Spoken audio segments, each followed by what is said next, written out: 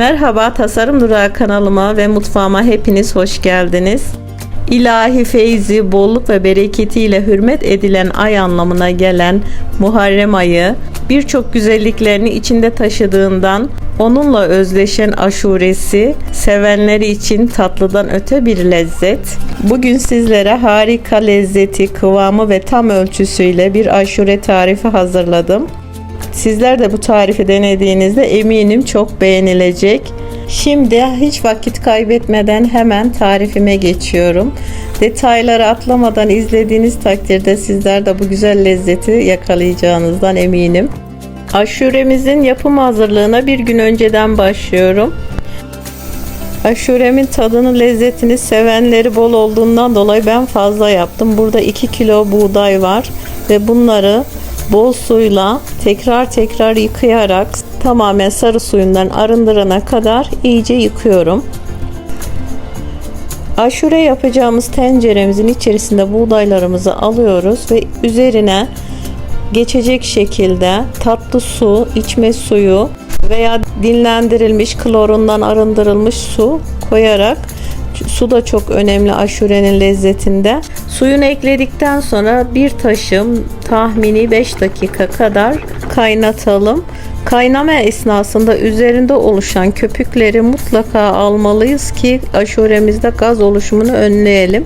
Tencerenin kapağını kapatalım. Buğdaylarımız sabaha kadar demlensin. Bu esnada tüm suyunu çekecektir. Haşlanmış buğdayımız demlenirken aynı zamanda 200 mililitrelik su bardakları ölçüsüyle 2 bardak kuru fasulye, 2 bardak da nohudu sarı suları gidene kadar yıkadıktan sonra nohudu sıcak suda, kuru fasulyeyi de soğuk suda ıslı beklettim bir gece. Çünkü nohutlar çok geç pişebiliyor. Cinsine göre de değişebiliyor. Nohut ve fasulyenin ölçüsü de değişebiliyor şişme derecesine göre. Benim fasulye ve nohutlarımı 2 su bardağı koydum. Sizler arzuya göre bundan daha fazla olmamak şartıyla daha az da ekleyebilirsiniz. Aynı zamanda aynı ölçüyle kuru üzümlerimizin siyahlıkları gidene kadar elimle ova yıkıyorum. Hem üzerindeki toz birikintileri de gitsin diye.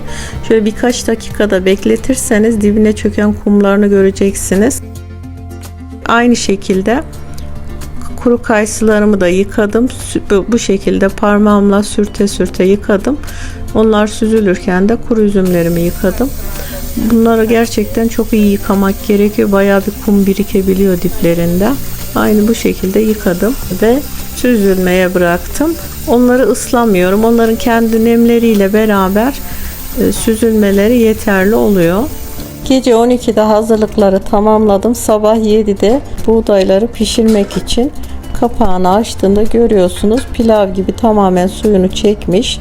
Arkadaşlar benim çok bekleyen olduğu için ben 2 kilogramlık buğday ölçüsüyle yaptım ama size birer kiloluk buğday ölçüsüyle de tüm detaylarını açıklama kısmına yazacağım. Oradan bakabilirsiniz. Büyük 20 litrelik tencerelere 2 tencereye böldüm. Bunların sularını, miktarlarını da yetecek miktarda ayarlıyoruz.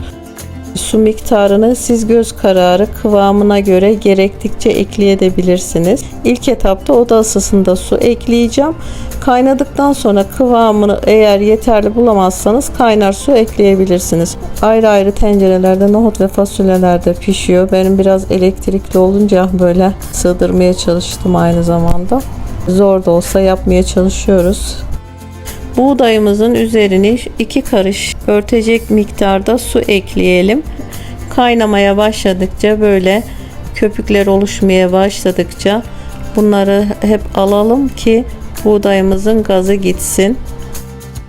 Bir elmanın üzerine 10-12 tane karanfili bu şekilde batırıyoruz ve bir tarafını elmanın düz kesiyoruz ki ters dönsün ve içine karanfiller bu şekilde batsın, yüzeyinde kalmasın ve karanfilin aroması da suyuna geçsin. Gördüğünüz şekilde karanfilli elmaları da bu şekilde içerisine bıraktık. Bir miktar onlar kaynayacak, daha fazla tutmayacağız. Elmalar piştiğini anladığımız an onları içinden alacağız ki karanfillerin acısı fazlaca çıkmasın. Toplamda 2 kilo buğdayı 2 eşit tencereye bölmüştüm. Isladığım 2'şer bardaklık nohutları da eşit bir şekilde 2 tencereye ekliyorum. Fasulyeleri ekliyorum. Nohut ve fasulyelerin tamamen pişmiş, ezilmiş olması gerekiyor. Çünkü şeker ilave edildiği zaman bunlar birkaç derece birden diriliyorlar. Yani ağzınıza böyle sert sert gelmemesi gerekiyor. İçinde özleşmesi için ben nohut ve fasulyeleri ezilecek şekilde pişmesinde yanayım. Tabi tercih sizin. Akşam yıkayıp bırakmış olduğum kayısıları küp küp doğradım. Küçük küçük doğradığınız zaman aroması daha güzel çıkıyor ve daha homojen dağılıyor. O yüzden ben böyle küp küp doğramayı seviyorum. Kuru üzümleri ekliyorum. Hepsinin aroması birbirine karışacak şekilde bir miktar daha pişmeye devam edecekler. Kıvam almasını gözlemledikten sonra da şekerini ilave edeceğiz. Sizler bu esnada kuru incir, kuş üzümü, çiğ badem, fındık ekleyebilirsiniz. Ben eklemedim. Biz bu haliyle daha çok seviyoruz. Bu esnada 1 ya da 2 aromasını sevmenize bağlı portakal kabuğu rendesi inanılmaz yakışıyor. Gerçekten efsane oluyor lezzeti. Şimdi elmalarımızın piştiğini anlıyorum ve karanfillerin acısını çıkmaması için artık onları içerisinden alma zamanı geldi.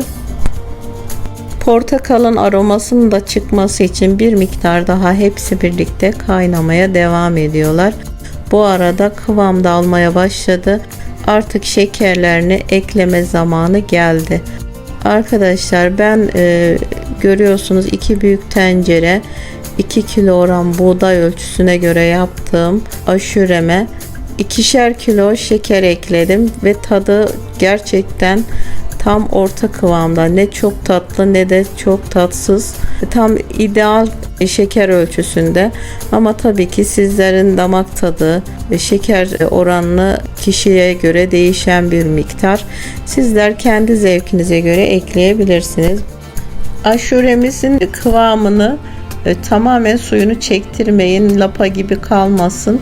Bir miktar sulu bırakırsanız 5-10 dakika beklediği zaman zaten kıvam almaya başlayacak. Bu kıvamı benim için ideal. Sizler de zevkinize göre ayarlayabilirsiniz kıvamını. 5-10 dakika dinlenmeye bırakacağım ve sunum tabaklarıma geçeceğim. Aşurelerinizin üzeri zar tuttuktan sonra ceviz, fındık, fıstık, tarçın ve mevsim meyveleriyle isteğinize, zevkinize ve bütçenize göre süsleyebilirsiniz. Ben de kendi zevkime göre Ağustos ortasında nar bulamadığım için bu şekilde süsledim.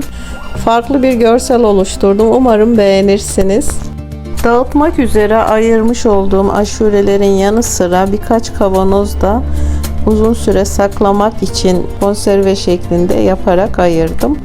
Bu şekilde uzun süre aşurenizi de yapıp fazla kalan aşurelerinizi saklayabilirsiniz. Canı aşure çekenler olabilir. Uzaktaki yakınlarınızın gelme ihtimali varsa onlar için de saklayabilirsiniz. Bunu da sizlere ayrıca fikir olsun diye paylaştım. Umarım aşure tarifimi beğenmişsinizdir. Varsa sorularınız, fikir ve önerileriniz mutlaka dönüş yaparım. Kanalıma abone olmayı, beğeni ve yorum yaparak da bana destek olmayı unutmayın diyorum. Beni izlediğiniz için ayrıca teşekkür ederim. Şimdiden yapacak olanlara afiyet şifalar olsun diyorum. Yeni videolarda, yeni paylaşımlarda görüşmek üzere. Sağlıklı kalın, hoşça kalın.